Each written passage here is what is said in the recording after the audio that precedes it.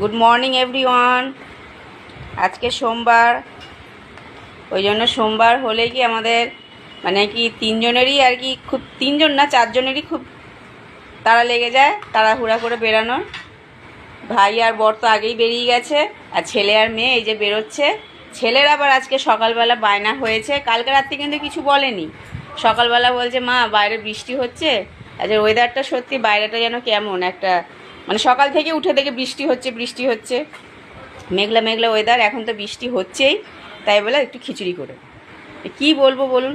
সকালবেলা আবার ওর জন্য মানে বললাম ছেড়ে দে, রুটি আলু ভাজা করে দিচ্ছি খেয়ে যা, বলে কি না খিচুড়ি করে দাও। এই যে দেখুন ওর জন্য আবার সকালবেলা করে এই যে আবার খিচুড়ি করলাম, টিফিন বক্সে দিয়ে দিলাম। খেয়ে বলুন তো স্কুলে খিচুড়ি নিয়ে যায়, মানে আমার ছেলে এমনই ছেলে, ও খিচুড়ি খেতে এত পছন্দ করে, যেই দেখেছে ওয়েদারটা এরকম, উল্টো রথের দিন কিন্তু দিদা খিচুড়ি করলো, তখন কিন্তু খেলো।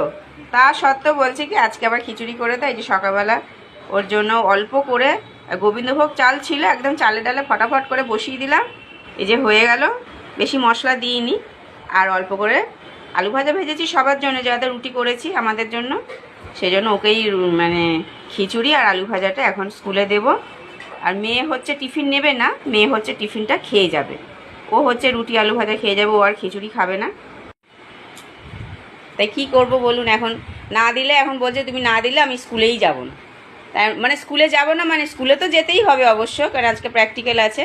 বলছে খাবো না, নইলে আমাকে টাকা দাও, বাইরে থেকে খাবো। বাবা টাকা দেওয়ার থেকে যা, ওই করে দিলাম, তাড়াহুড়া করে হয়ে গেছে, অসুবিধা নেই। তা খাক তাহলে।